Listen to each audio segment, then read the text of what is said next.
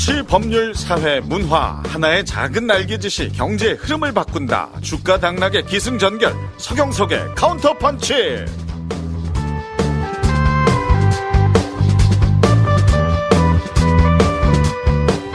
자, 날씨가 제법 선선해지면서 팟캐스트 듣기 딱 좋은 계절입니다. 자, 이런 좋은 날씨에 지난주 세계 증시가 폭락을 면치 못했습니다. 자, 이 방송 듣고 계실 청취자분들, 세상은 아름다워질 겁니다. 우리 희망을 갖고 오늘 방송 들어주시기 바랍니다. 자, 방송 이끌어가 주실 오늘의 손님들을 소개합니다. 먼저 지구상의 모든 시사 새끈하게 팬다, 끝까지 팬다, 시사 팬다, 최요한 평론가님 반갑습니다. 예, 반갑습니다. 시사팬다 최요한입니다. 네, 반갑습니다. 오늘 아무래도 저 출연자들이 전부 남성이라 환호가 좀 덜한 거 이해해 주시고, 오늘 첫 출연이신데 상당히 언짢으셨겠어요. 네, 괜찮습니다. 참고 있습니다. 예. 지난주에 저희 방송 빛내주셨던 최영일 예. 평론가님하고는 아주 막역한 사이시라고. 예, 그 양반하고 친합니다. 아주 친하신 분이에요. 예. 최영일 평론가를 대신해서 오늘 자리해 주셨고, 자, 청인 인베스트의 운용본부장이죠. 강민 팀장, 어서 오세요. 네, 안녕하세요. 강민입니다. 네, 반갑습니다. 지난주에 아주 반응 좋았습니다. 예. 청인 인베스트 출신 전문가 중에 가장 방송에 적합하다. 이런 평을 제 아내가 하더군요. 감사드린다고 꼭 좀 전해주십시오. 예, 알겠습니다. 자, 그리고 터줏대감이죠. KB정권의 이만중 과장, 어서 오세요. 예, 반갑습니다. 네. 자, 방금 말씀드렸듯이 오늘 안타깝게도 남성분들만 함께하는 방송 되겠습니다. 좀 서로 좀 웃어주시고 환호해 주시고, 그렇지 않으면 정말 이 방송 아주 우울해지거든요. 아, 분위기가 이렇군요. 예, 몰랐습니다. 예. 저는 근데 걱정했던 것보단 괜찮은 것 같아요. 아직까지. 이런 걸쭉한 웃음이라도 중간중간 좀 많이 넣어주셔서 우리가 서로를 위로하면서, 자, 오늘 남성들만 함께 할 수 없었던 이유가 사실 있습니다. 이게 정확한 이유가 되진 않지만, 오늘 불참하신 최영일 평론가가 뭔가의 덕후시라면서요? 징그럽게 걸그룹 덕후예요. 변태예요. 걸그룹 중 소녀시대 티파니 덕후라서 파니교를 창시하고 교주로 불린다는 제보를 많이 들으셨을 거예요. 근데 전 아닙니다. 저는 아이유입니다. 그게 더. 우리 최요한 평론가께서는 아이유 팬이시고. 2017년을 빛낸 최고의 가수로 1위. 갤럽 여론조사 진짜 1위였어요. 예, 맞습니다. 아이유가. 잘하고. 아이유. 이지은 씨 본명. 드라마에서 이지안. 아이유. 어머, 진짜 덕후. 이게 이제 보통은 아이돌이라고 얘기하지만 아이돌을 뛰어넘어서 아티스트. 이야기가 돼요. 실제로 그렇게도 인정받고 있고. 그렇죠. 팬다, 시사 팬다잖아요. 예, 맞습니다. 다 패요. 걸그룹도 패고. 그러면 다 패죠. 예, 아이돌 여가수도 패고. 최영일 평론가님하고는 무슨 채권 있으세요? 그게 아니라 예. 인연이 참 희한한 게, 제가 방송을 2005년도부터 했는데 서로 알게 된 게 2003년도부터 알게 됐거든요. 그 술자리에서 제 등을 맞대고 앉았어요. 전체 회사의 회식 자리였는데 저나 최영일 평론가 다 게스트로 참석했다가 등 마주대고 등 들어와서 악수하고 이렇게 해서 알게 된 게 2003년이었어요. 나중에 제가 2005년 방송하고 최영일 평론가 나중에 방송에서 방송국에서 또다시 만나면서 의학 경험을 했죠. 그때부터 이미 파니교 교주였다라는 이야기였습니다. 워낙 허물 없이 지내시다 보니까 아주 격하게 최영일 평론가를 얘기했고, 자, 매주 수요일 업데이트되는 카운터펀치는 팟빵, 파티, 아이튠즈에서 청취하실 수 있습니다. 검색창에서 카운터펀치를 찾아 구독과 하트 눌러주시고요. 응원글이나 다뤄줬으면 하는 주제, 질문 많이 남겨주십시오. 오늘의 주제를 공개합니다.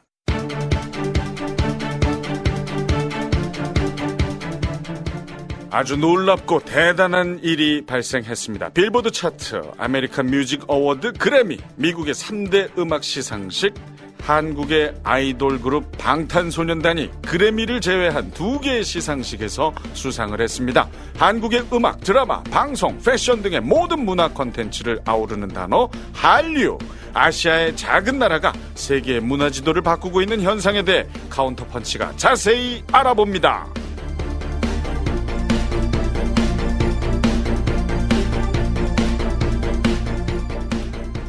오늘의 주제는 방금 그 최요한 평론가께서 얘기하셨던 뭐 아이유 또 티파니를 비롯해서 또 최근에 방탄소년단에 이르기까지 세계로 확장되고 있는 한류입니다. 뭐 다들 뉴스 보셨죠? 우리 경제 전문가 두 분도 가끔 보시잖아요. 아, 그럼요. 예. 매일 보죠. 네. 어떤 뉴스가 기억이 나십니까? 서로 밀어. 방탄소년단 뭐 뉴스야 사실 최근에 뭐 연예 뉴스 뭐 거의 뭐 헤드라인으로 나오는 수준이고요. 뭐 우리나라에서 또는 이제 아시아에서 최초잖아요, 이게. 그렇죠. 예, 그래서 뭐 보는데 제가 그 뭐 아미도 사실은 아니고요. 그래서 뭐 아미는 그 팬클럽 이름이 팬클럽 아니잖아요. 이름, 예, 그래서 그냥 간혹가다 이제 운전하면서 듣는데 뭐 모르겠습니다. 저는 예, 뭐 좋은 것 같아요. 솔직하게. 좋은 것 같아요. 뭐 재밌어요. 열광까지는 아니지만 그렇죠. 뉴스 보면서. 좋은 게 아니라 좋은 것 같아요. 예. 아 좋습니다. 아, 이제 아미 분들한테 죄송합니다. 큰일 납니다. 예, 네. 좋습니다. 되게 좋아요. 최근에 뭐 엄청나죠. 유엔에서 연설하고 또 이번에 프랑스 네. 방문한 문재인 대통령 그때 또 공연도 하고 멤버 한 사람 한 사람을 다 안아주고 정말 국위를 선양하고 있는. 저는 그 처음에 그 방탄소년단 이게 확 이렇게 인기 올라오기 전에 그 이름이 무슨 뜻인지 되게 궁금했거든요. 되게 특이하잖아요. 방탄소년단. 근데 그게 온갖 편견을 이 방탄으로 다 막고선 우리는 우리 갈 길 간다 그런 의미래요. 상당히 멋있는 의미입니다. 예, 갑자기 태도가 바뀌었습니다. 아, 네, 뭔가 아니, 현실을 그래서- 직시한 듯한. 그렇죠. 네, 듣고 계실 방탄 팬들을 의식한. 네. 죄송합니다. 네. 아미 팬분 여러분. 강민 팀장 어때요? 저도 방탄소년단 관련된 이슈들이 주식시장에서도 이제 뭐 테마주를 형성하기도 하고 맞아요. 큰 영향을 끼쳤기 때문에 이제 그런 의미로서 많이 좀 접했고요 최근에. 그래서 방탄소년단이 어떠한 노래를 부를까 한번 어저께 유튜브를 통해서 이제 좀 시청을 했는데요. 어제. 예. 어제 처음으로. 네. 저도 이제 오늘 남자끼리 모이니까 더 나오는 거지만 걸그룹을 좀 더 좋아해서 저는 블랙핑크와 트와이스 이쪽이라서 예. 투둥이. 이해합니다. 예. 네. 그래서 멋있어요. 방탄소년단 어제 처음 접해봤는데 참 괜찮죠. 예, 정말 멋지더라고요. 대단한 팀이에요. 예. 저는 뭐 신곡은 아닙니다만 그 파이어, 예? 불타오르네. 네. 그거의 안무도 제가 어떤 그 TV 프로그램에서 한번 흉내 내봤던. 흉내요? 예. 그 제가 무슨 뭐 프리젠테이션 하는 그런 프로그램에서 그 한류 가능합니까? 아이 그럼요. 그 한 동장 정도 이거 보여드릴 수가 없네. 보여드렸어야 되는데. 예. 간단합니다. 이거. 예. 이번에 사실 받기 어려운 상을 두 번이나 연속으로 받게 돼요. 네. 2년 연속으로 이제 탑 소셜 아티스트라고 하는 상을 이제 수상을 했거든요. BTS가. 네네. 근데 이거는 사실 받았구나 이렇게 단선적으로 평가할 부분은 아닙니다. 이거는 지금까지 수많은 그런 미국 시장 진출 시도에서 결국 그 토양이 만들어져서 이제 꽃 피우는 그런 시기가 됐다. 한류가요. 저는 그렇게 사실 좀 보고 있는 상황이고요. 예. 오늘 뭐 저희가 다룰 이야기 뭐 방탄소년단뿐만이 아니라 전체적인 한류에 대한 이야기를 좀 해볼까 하는데 우리 최현 평론가께서 좀 기본적으로 좀 정리를 해주실까요? 일단 방탄소년단은 이렇게 뜰 줄 몰랐습니다. 스스로 뜰 줄 몰랐고요. 그래서 방탄소년단 한자로 나왔었지 않습니까? 한중일. 한자 문화권에서라도 뜨자라고 해서 빅 엔터테인먼트에서 나온 거래요. 아 진짜로? 예, 맞습니다. 그 방탄소년단. 근데 이것이 나중에 봐서 전 세계로 나가면서 스스로 의미를 부여합니다. 그래서 Beyond the Scene, Beyond the Scene, 새로운 모습을 보여준다는 그 너머에 있다라는 것이죠. 비욘드 더 씬, 예. BTS군요. 그렇죠. 세계로 뻗어나갈 줄 진짜 몰랐었던 거예요, 스스로도. 그런데 BTS가 이렇게 인기 있는 이유는 딱 한 가지. 제일 먼저 인기 있는 것은 이 사람들의 음악적 진심이 팬들한테 전달이 됩니다. 어떤 수상을 하고 나서 거대한 화려한 파티에 가는 것이 아니라 바로 돌아와서 아미들이랑 방송을 통해서 개인 방송을 통해서 자신들의 진심을 전하죠. 사람들이 뻑뻑 넘어가는 거예요. 그러니까 그러니까 방시혁 대표가 뭐라고 이야기했냐면 지독히도 음악하는 친구들이다라고 얘기해요. 방시혁 대표도 대단히 음악에 대해서 정통한 사람이지 않습니까? 그 사람이 혀를 내둘 정도라면 이 BTS의 개별 성원 한 사람 한 사람이 음악에 대한 열정이라는 건 세계 최고라고 얘기할 수 있는 것이죠. 그러니까 대통령이면 모두 거쳐야 되는 표지인 타임지지 여기에 이제 표지 모델로 BTS가 장동건 이후로 18년 만에 처음으로 올라갔고요. 스포츠 스타로는 박세리, 안정환, 박지성 이름이 쫙 있지만은 근데 BTS가 쫙 올라가니까 전 세계의 팬들이 정말 열광하고 환호했다. 이런 얘기가 많이 있습니다. 제가 좋아하는 이제 아이유 씨가 네. 탐지에 모델로 가는 그날을 한번 꿈꿔봅니다. 아, 지금 전 모델로 갔다고 지금 얘기한 줄 알았는데. 진짜? 꿈꿔봅니다. 네, 곧 가겠죠. 뭐. 꿈 못 꿉니까? 기원합니다. 예, 감사합니다. 저 혹시 팬클럽이신가요? 아니에요. 그렇진 않아요. 저 가면 그냥 물 흐린다 해서 바깥에서 마음으로 응원하고 있습니다. 자, 아까 모두에 얘기했던 그 빌보드 아메리카 뮤직 어워드 그래미 듣기는 참 많이 들었습니다만 사실 이렇게 피부에 와닿지는 않거든요. 그거 예. 좀 설명 좀 해주세요, 시상식. 그러니까 아메리카 뮤직 어워드, 빌보드 뮤직 어워드, 그래미 뮤직 어워드 모두 미국의 3대 음악 시상식 이야기입니다. 그러니까 많이 들었는데 사실 다른 나라 이야기라서 그렇죠. 피부에 와닿지 않는 건 사실이고요. 하지만 들어보시면 금방 이해하실 거예요. 그러니까 빌보드 뮤직 어워드는 빌보드라는 음악 잡지에서 매주마다 앨범과 싱글 성적을 이제 합산해서 발표하는 차트인데요. 우리나라는 이게 구분이 돼 있지 않는데 여기는 앨범하고 싱글, 곡 하나를 따로 구분을 해요. 그래서 메인 차트, 싱글 차트 빌보드 핫 100, 100, 그리고 앨범 차트로는 빌보드 200이 있어요. 이 두 가지가 있는데 이거 사실 구분 안 하고 빌보드 올라갔어, 뭐 1등이야, 뭐 이렇게 얘기하는 경우가 많습니다. 근데 잘 들어보면요, 신문 기사 헤드라인에서 그러니까 뭐뭐뭐 가수 서경석 가수 새 앨범 1위에 올라. 네. 이거 1위에 올라간 이거는 앨범 차트 올라간 거고요. 아. 예. 아주 이해가 쉽게 되네요. 그쵸, 예. 저도 앨범을 낸 적이 있거든요. 예, 제가 허와 실이라는 앨범을 1994년인가 5년인가 이윤석 씨와 함께 예, 예. 허와 실. 예. 누가 허예요? 제가 실이고. 윤석 씨한테 확인해봐야 돼. 그건 이제 앨범 제목이고 예, 예. 그 안에 이제 여러 시선이 변한 후에 뭐라든가 여러 곡들이 수록돼 있었거든요. 예. 이제 앨범이 올라갔다 그러면 앨범 차트고 그렇죠. 노래 제목을 곡 제목이 얘기하면 있으면 싱글 싱글 차트고. 예. 그러니까 아메리칸 뮤직 어워드는 그러니까 보통 이 수상자는 대중과 팬들의 투표를 통해서 결정됩니다. 지금 최다 수상자는 역시 잭슨 형님, 마이클 잭슨 형님. 아하. 예. 존경스러운 뮤지션이죠. 네, 몇 번이나 수상. 24번 올랐습니다. 어마어마하네요. 어마어마하죠. 이 우리나라 가수 중에서는 싸이가 2012년 강남 스타일로 아메리칸 뮤직 어워드 뉴 미디어 상을 수상했고 MC 해머와 함께 피날레 무대를 선보였죠. 그래미 뮤직 어워드는 그러니까 전 미국 레코드 예술가 아카데미라는 곳에서 1년간 우수한 레코드 앨범을 선정해서 수여하는 우수 레코드 상인데 이 축음기라는 뜻의 그래미 폰에서 가져왔습니다. 심사위원이 5,000명이에요.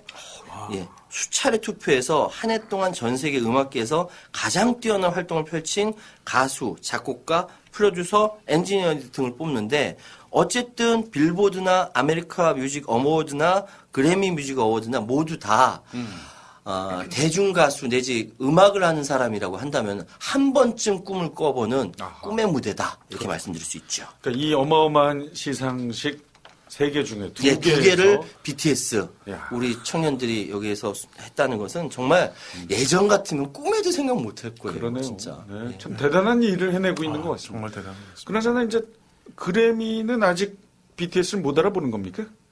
그래미가 아직 못 알아보고 있으니까 아직 소식이 없는 거겠죠? 네. 예. 그래미가 좀 떨어지는 거죠. 그래미는 제 기억에 예전에 컴플레이션 음반을 냈었어요. 계속 우리나라에도요.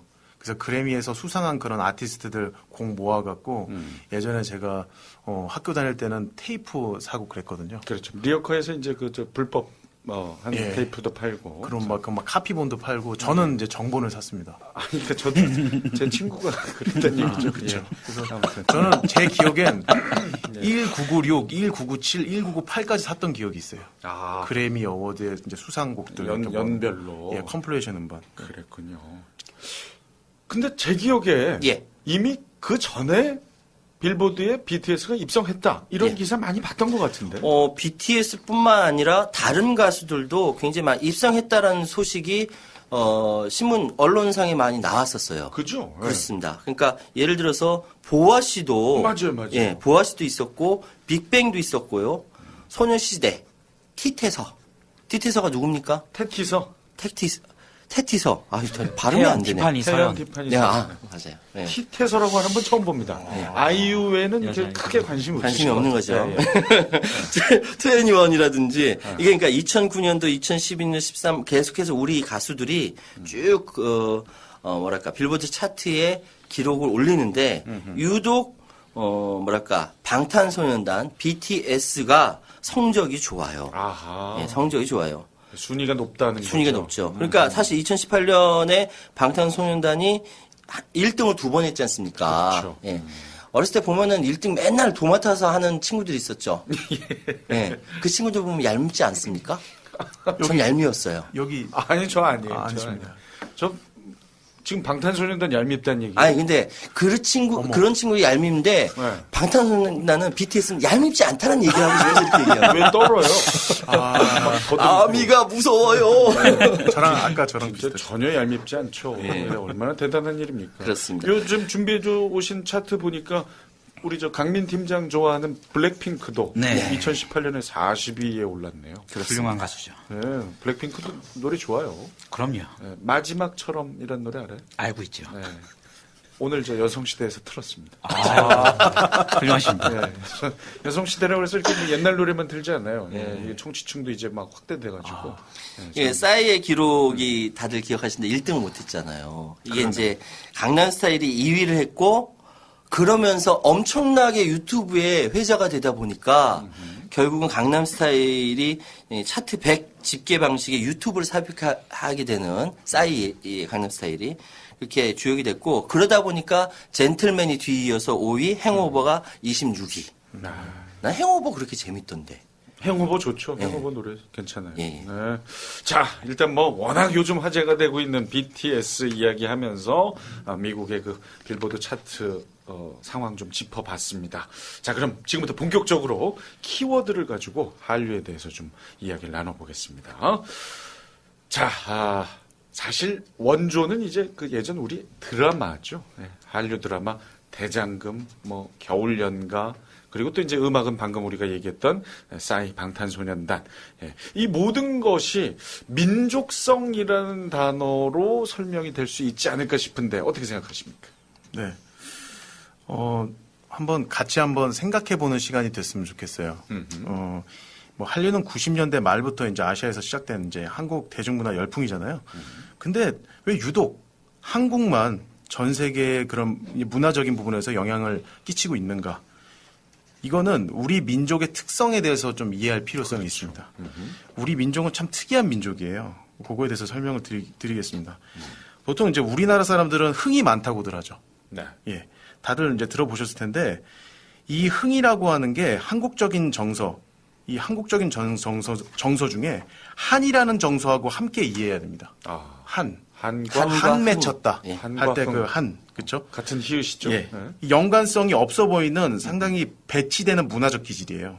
근데 한은 가라앉는 그런 하향적인 다운되는 기질이라고 한다면 흥은 좀 일어나는 이제 이게 상향적인 기질이라고 보시면 되는데 그렇죠. 우리 한민족 같은 경우에는 한과 흥을 같이 갖고 있는 민족입니다.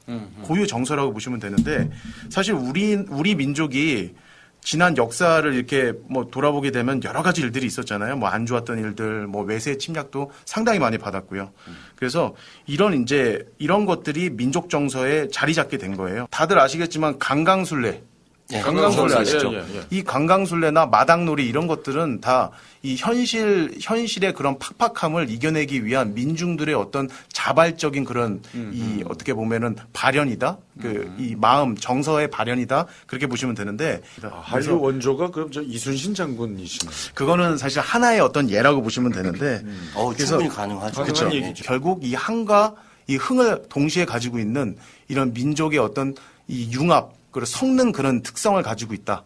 예, 여기에서 한류의 출발을 저는 보고 있습니다. 지금 설명이 귀에 쏙 들어오는 게요. 진짜 한이 맺히면 그걸 그냥 암울하게 풀 수도 있을 텐데 흥으로 푼다. 역으로 즐겁게 풀고 빨리빨리 하지만 또 끈기 있게 끝까지 밀어붙이는. 근면 성실이 있지 않습니까? 제가 이제 뭐 코미디언입니다만 코미디 드라마도 많이 출연을 해봐서 아는데 우리나라처럼 이렇게 드라마 형식의 프로그램을 빨리 해내는 나라가 전 세계에 없대요. 예, 막 맞습니다. 이틀이면 막 밤을 새서 예. 한 작품을 뚝딱 요즘은 물론 좀 많이 바뀌긴 했습니다만. 그런데 지칠만도 한데 끝까지 모든 스텝이 하나가 돼서 그걸 만들어낸단 말이에요. 우리 방송도 끝까지 하나가 돼서 만들어내지 않습니까? 우리는 뭘 끝까지 한 시간만 끈기 있게 하면 되는데 뭐. 예, 저도 지금 그 빨리빨리에 대해서 잠깐 설명드리고자 하는데요. 빨리빨리라는 게 이제 한국을 대변하는 키워드라고 할 수 있는데 제 개인적인 생각으로는 이게 우리의 민족성에 기인했다 이런 느낌보다는 해방하고 난 다음에 산업 발전기를 겪으면서 형성된 문화가 아닐까라는 식의 관점을 갖고 있습니다. 그 전에 일단 우리나라의 그 가난과 한에 대한 정서 이 부분을 또 다시 언급하지 않을 수 없는데요. 우리나라 같은 경우는 이제 가난은 나라님도 구제하지 못한다. 뭐 없는 이는 제압이 제사도 못 지낸다라는 식의 유독 가난에 관련된 속담이 좀 많은 편이에요. 네. 그런 거는 이제 가난이 그만큼 가까이 있었다라고 이해할 수 있고요.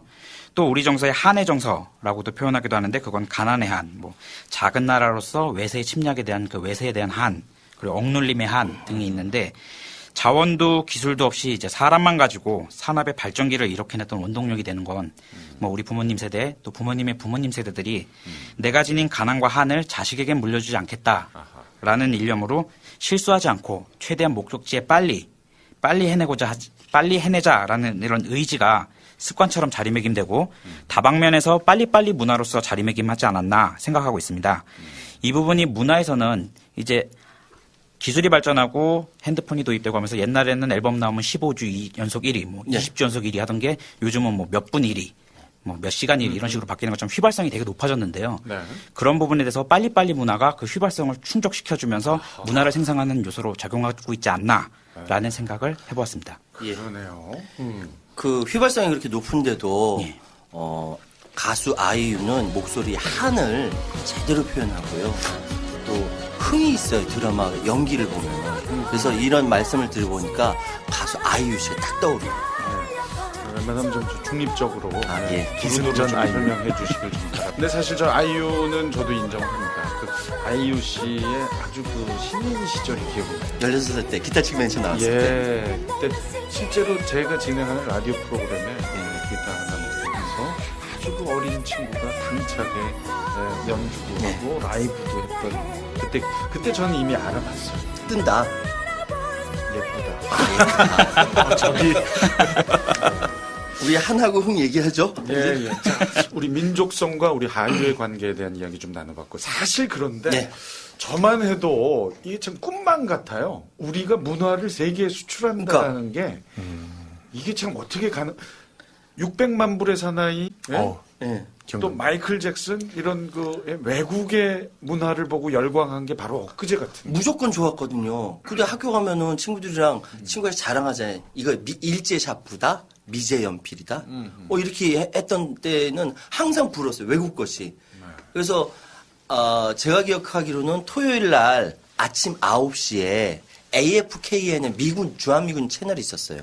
거기서 톰과 제리. 어허. 그때는 이제 만화 영화들을 했었거든요. 흑백으로 막 나오고 말했을 때. 그 아침에 토요일 날 이렇게 막 보고 막 그랬던 기억이 나거든요. 어렸을 때. 그러니까 저는 제 집이 예. 잠깐이지만 잘 살았던 때에 마이클 잭슨이 우리나라에서 어마어마한 인기가 있었어요. 예. 그때 그래서 제가 우리 동네에서 몇 안 되는 전축을 가지고 있는 집. 여기서 전축이란 단어. 그때 전축. 전축 아니지. 전축. 턴테이블에다 예, 이렇게 전축. 얹어서 예. 이제 혹시 샤프 전축 아니면 파이오니아. 오. 아니 그거는 거의 그건 웬만하면 어마어마한 건데 와. 그때. 저희 아버지가 제 초등학교 한 2, 3학년 때까지만 해도 엄청 사업이 잘 되셔가지고 근데 3층 집 살고 네, 2층 집도 아니고. 네, 3층 집 밤마다 이 건전지 이렇게 팔아서 오면은 그걸 현금으로 제가 저 실장님들하고 같이 돈 세고 뭐 주말마다 막 그 여자친구들 불러서 파티하고 정말 꿈 같은 시절에 마이클 잭슨의 음악을 그 당시에 루프탑 되게 파티를 어렸을 때인데 여자친구들이라고 얘기를 하네. 초등학교 그러니까 여학생 동료들 예. 동료들 뭘로도 이게 설명이 잘 안 돼. 아무튼 그때 막 그 마이클 잭슨 와 정말 이 사람은 정말 대단하다. 우리는 언제 이런 음악을 만들까 했는데 이젠 우리가 문화를 수출한다라는 것이 굉장히 사실은 예전부터 그 문화에 대한 자부심이 한국 사람들이 굉장히 많았어요. 오죽했으면 김구 선생님께서 말씀하시기를 우리나라 부유한 나라가 되는 것이 아니라 문화의 나라가 됐으면 좋겠다라고 말씀하시지 않습니까? 이게 어떤 상황을 거치면서 이렇게 변화한 걸까요? 우리 8, 90년대 상황이죠. 그 사실은 이제 그 이전을 찾아봐야 돼요. 사실은 우리나라 문화가 굉장히 획일화되고 뭐랄까 이렇게 그 암울한 시절이 있었어요. 예를 들어 70년대 말에 한국 대중문화는 대마초 파동으로 인해서 초토화됐었거든요. 그러면서 나오는 노래가 다 80년대 중반까지만 해도 건전가요 같은 노래들이 인기를 얻었었고요. 대부분 금지곡들로 막 많았죠. 지정되고. 그러니까 예를 들어서 뭐 양희은 씨 같은 경우는 부르는 곡이 거의 다 금지고 왜? 네. 시위에 나오니까. 매일 아침 만나는 분입니다. 양희은 선생님. 전설이에요, 전설. 네. 전 양현 선생님 저번에 여의도 KBS 앞에 이렇게 계시는데 지나가면서 한번 안녕하세요 하고 지나갔거든요. 그게 저는 너무 좋았던 것이 뭐냐면 내 어렸을 때 들었던 그 전설이 저기 서 계신 거예요. 그러니까 그때 하도 이제 제약을 많이 받으셔서 그런지 요즘 활동이 정말 활발하세요. 그럼요. 아, 전 그것도 좋아요. 프랑스도 갔다 오셨어요. 네, 이번에 그쵸. 그 대통령 가셨을 때 같이 그 교민분들을 위한 공연도 하시고 그 건강이 정말 걱정될 정도로. 예. 이번 연말엔 또 전국 투어 콘서트도 하시고 대단한 분이시죠. 대단한 분이죠. 예. 근데 그렇게 어렸을 때부터 정말 노래로 인정받는 사람인데 그 가수가 노래를 불렀다 하면은 이게 금지곡이 되니 얼마나 미치고 팔짝 뛸 노릇이겠습니까? 그러니까 얘기 들어보면 뭐 그런 의식을 가지고 만들지도 아니, 않았는데 아닌데도 뭐 이상한 꼬투리가 뭐 잡히고 이 젊은이들이 거기에 의미를 부여한 거죠.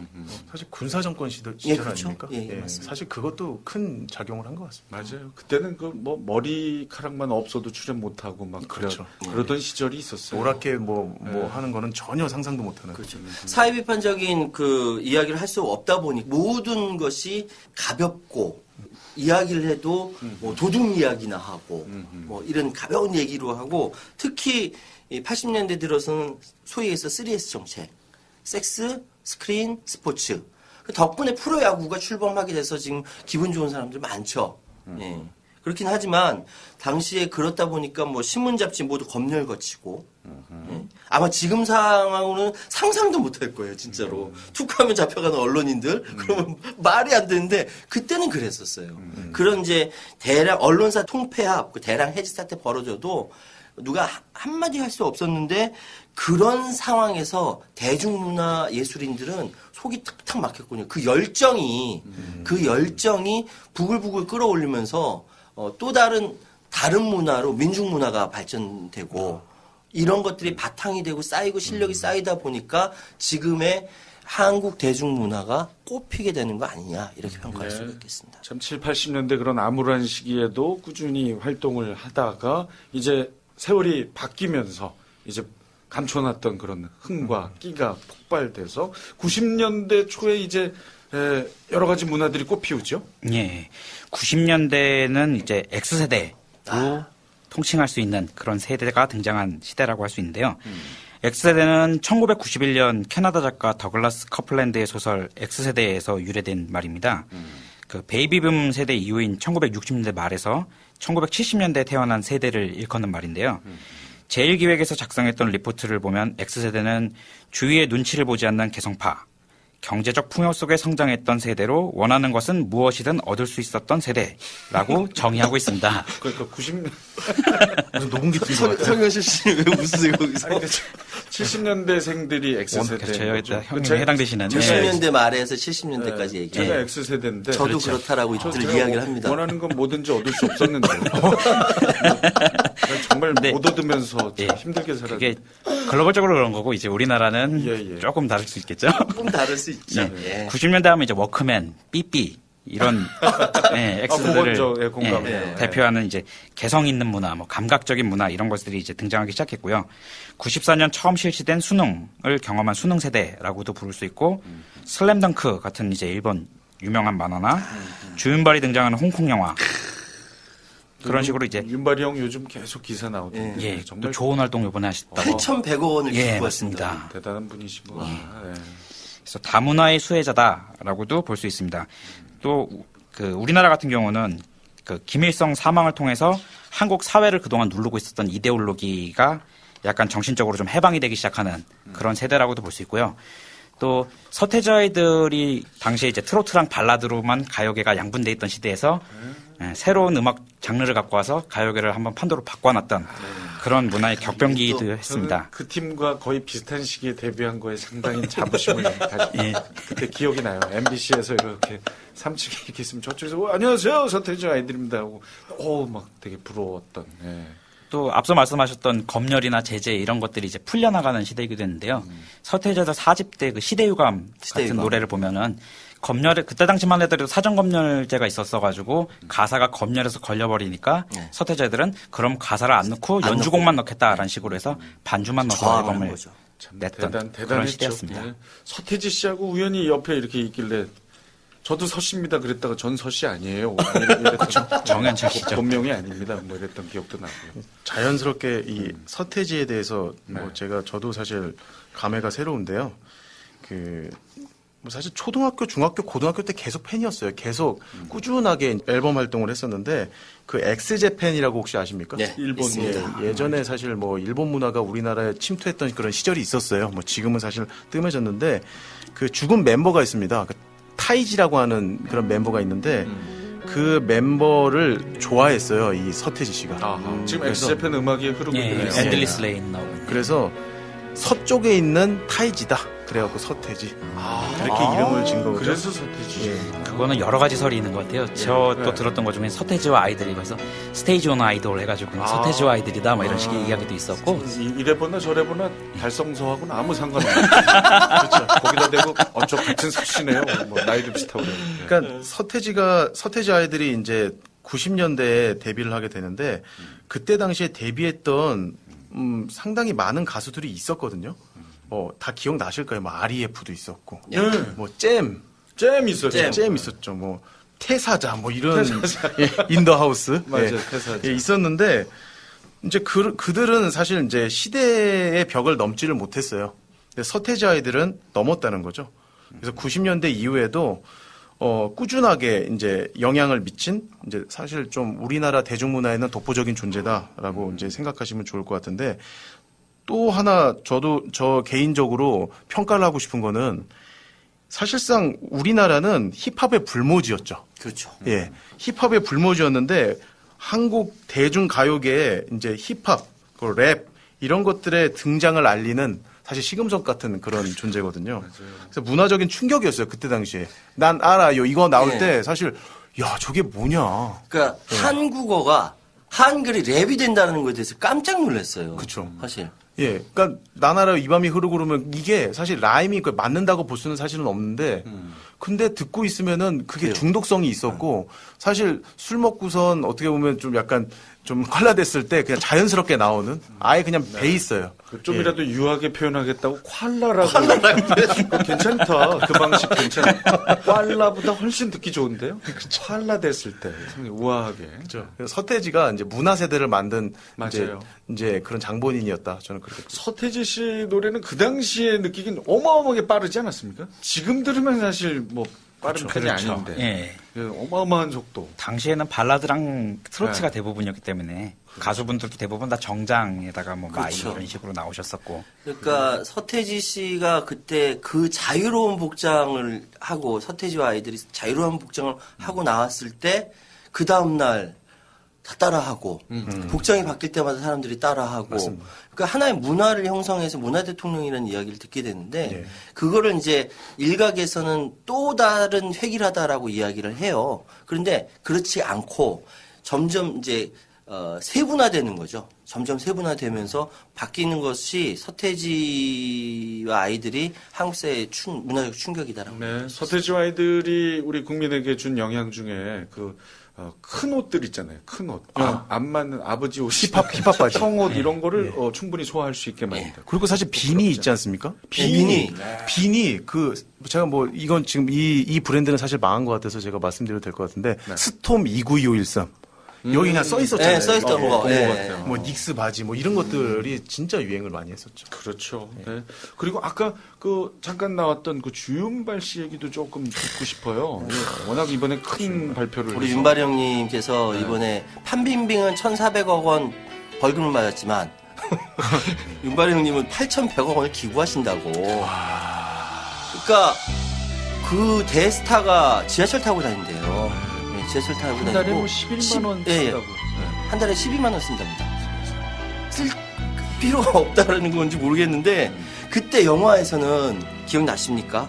그 영웅 본색, 첩혈상웅, 종인사회 이 영웅 그 영웅이 되는 이 형이 거기서 달러로 불 딱 붙여가지고 달러에다가 담배를 이렇게 태우는 거예요. 와, 이 모습 보면 가슴이 찡해지고 남자끼리는 밥 먹고 나면 입에 이렇게 딱 성냥개를 탁 물고 탁 다니고 잇몸 많이 찔렸어요. 네. 시간에다가. 근데 그게 그렇게 멋있고 우리 따라하고 싶은 거예요. 그리고 막 다 말보로 피우려고 그래요. 네. 저는 안 폈어요. 왜 그래요? 막히면서 어쨌든 그때 같이 했었던 오우성 감독의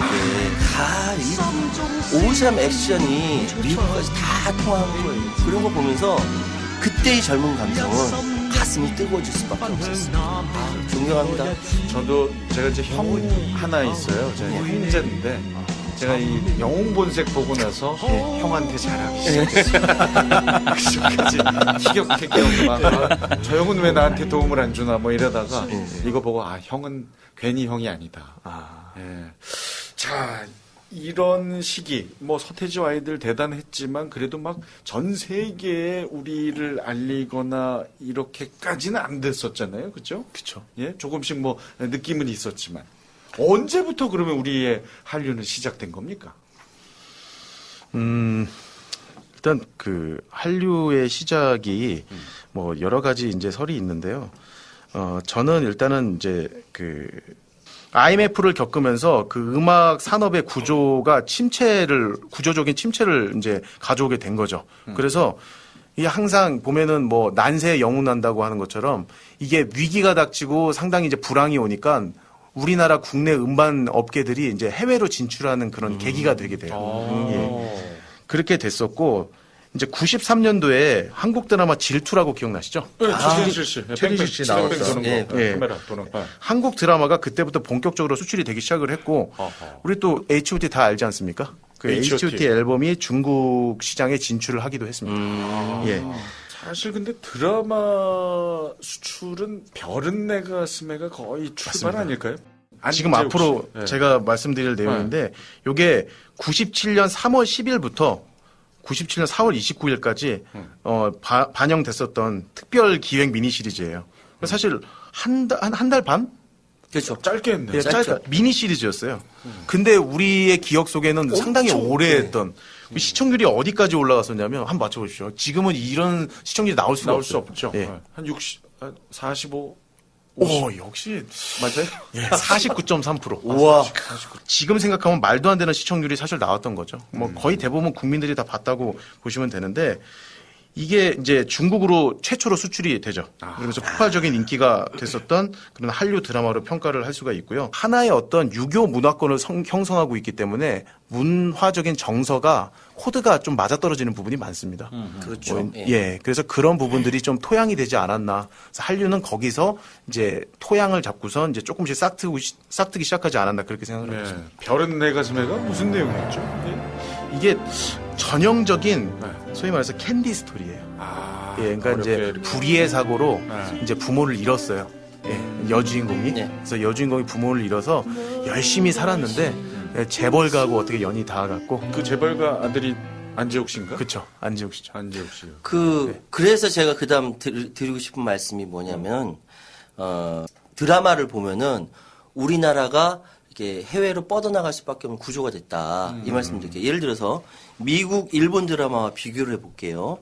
자, 미국 의학 드라마는 병원에서 진료를 합니다.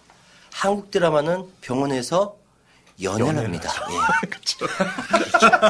미국 경찰 드라마는 경찰서에서 수사를 하죠. 한국 경찰 드라마는 연애를 합니다. 예.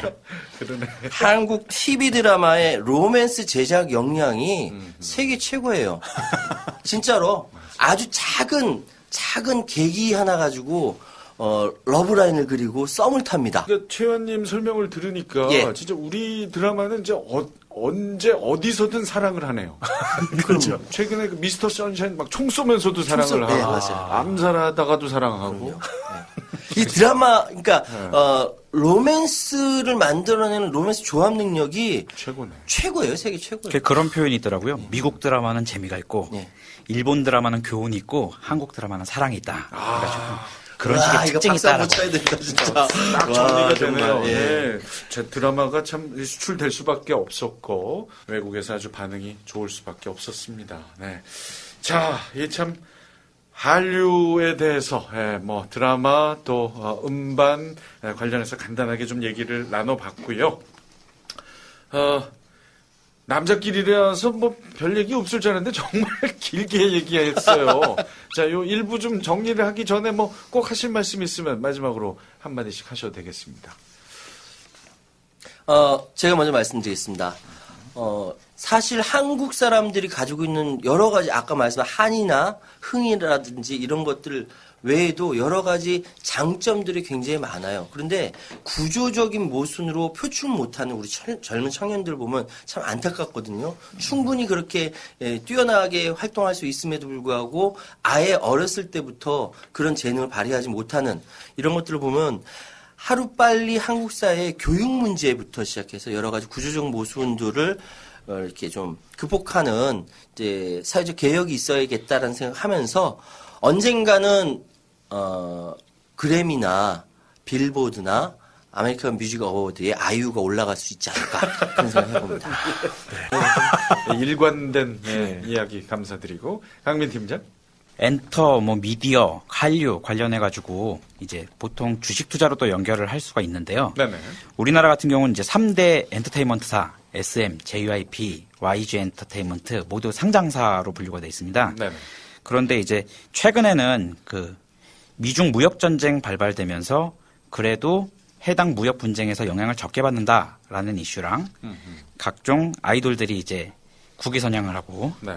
그리고 각 회사들이 효율성이 높아지면서 주가가 많이 올라가는 모습을 보였는데요.